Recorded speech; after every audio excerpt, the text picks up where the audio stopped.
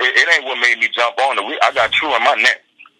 You know what I'm saying? I got it in my neck. My brother got it across his stomach, and everybody else, they got a whole bunch of other people that live by it and got it too. They got it tattooed all over them. And you got to look at it for what it was.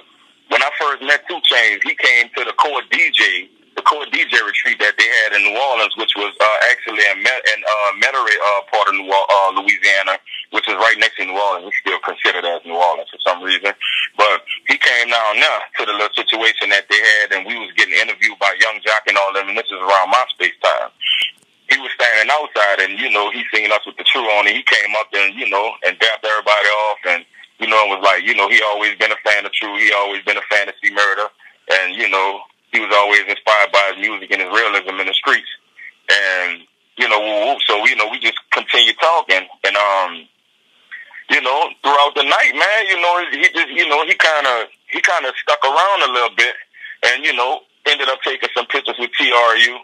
And I never seen him with nothing TRU on, but I always did pay attention to the way he was looking all Google-eyed at the logo. Because our logo have a certain appeal to it. And I seen it in his eyes, bro. And it seemed like right after Corey went to jail on that last time that he got convicted, he looked at C-Murder with that life situation as an early retirement, and he thought he could run with it. And what gave him the opportunity was when he done True Religion Jeans, which have the E at the end of True. He done the True Religion Jeans, and I seen the movement. I wasn't really tripping, but when he took the E off, that's where he fucked up. And then all of a sudden, he wants to start slick side cocking his R over to the side, which is our logo. So now we like, wait, what you doing? And never once did he reach out. Never once did he put any money towards his case. Never once did he give a phone call and say, hey, see, man, look, I'm inspired by you, my dude. I like the TRU movement. I like the logo, whatever. You know what I'm saying? It's cool if I rock with it and, whatever. Or I'll be supportive or, let me put your artist on some songs or whatever, man, or something, just to be a part of the whole thing. He never once tried to really reach out to Corey, so anybody would feel like they stealing it. Like you stealing something. You taking something that have a significance to it that could shed extra light on you just because it comes from a real dude. So now his street credibility getting boosted up because of his logo that's been around for so long. So I'm like, wow, look what this dude doing. So I got at him a long time ago on Twitter, and I told him, by the TRU situation, and if you go back and look at the Twitter thing, if I can remember, which might not be vividly, but I told him that I seen him using that TRU situation, and I told him he need to go ahead on and kill that situation with that TRU thing, or we'll help him. And you know what that means. So you know what I'm saying? I told him chill out with that TRU shit, or we'll help him chill out with that TRU shit, because he knew he was down bad. He never responded to me because he probably looked at me like a nobody, because I never had a opportunity to really present myself to the industry and be well known, or so to say, media icon or anything else. So he looked at me like I ain't got to respond to dude. But what you don't know is that day coming.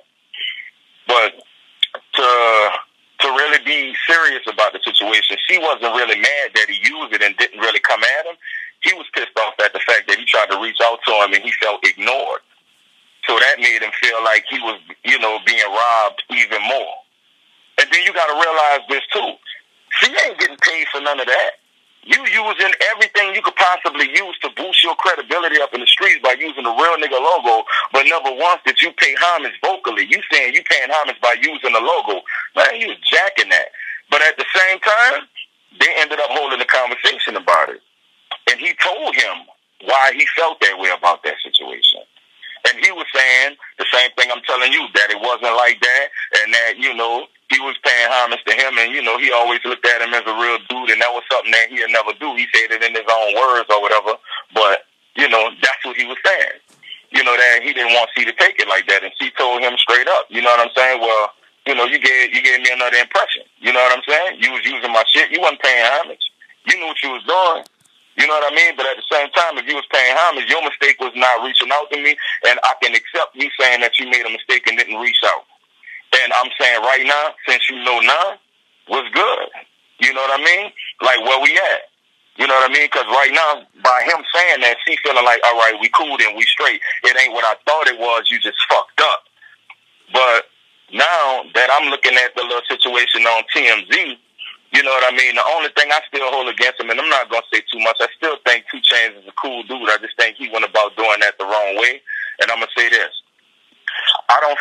unaware about what he said on TMZ because he never said nothing directly, and if he said anything indirectly, I'm still not paying attention to that either because I know in my heart, and I know from the conversation that he held with C that he don't feel no weird way.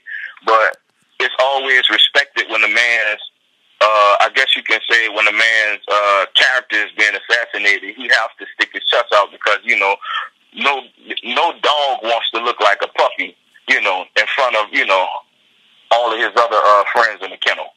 So. He got to growl up, and that's cool. I ain't tripping. But I tell you this, though.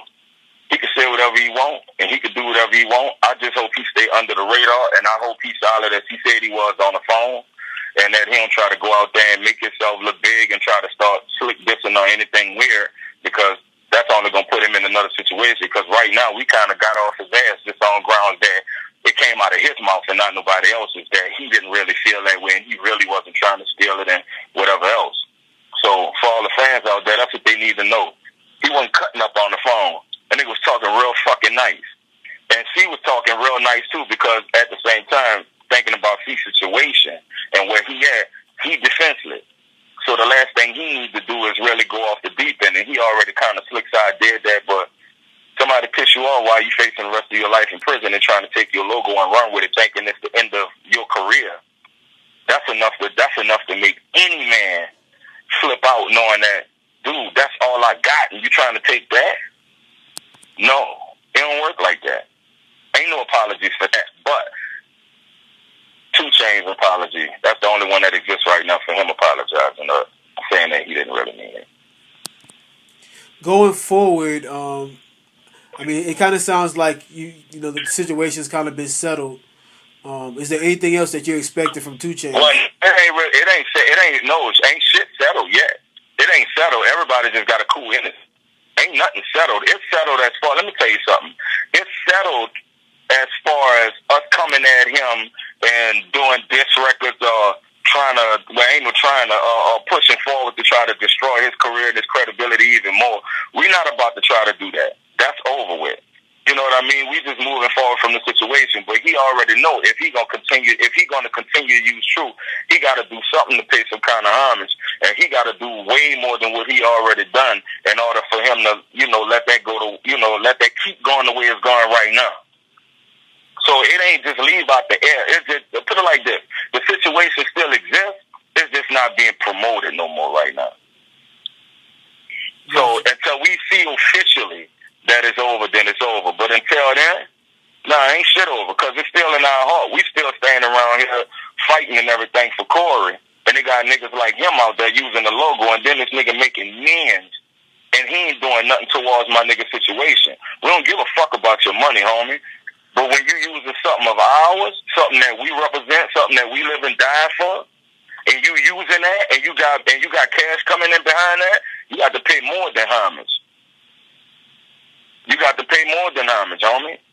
So he know how that's going, but ain't no disrespect to him, and ain't nobody even I guess you could say we ain't even gonna dwell on the situation no more unless he do something weird to try to make himself look good. And then he ain't gonna be able to come back from that, and we ain't gonna give a fuck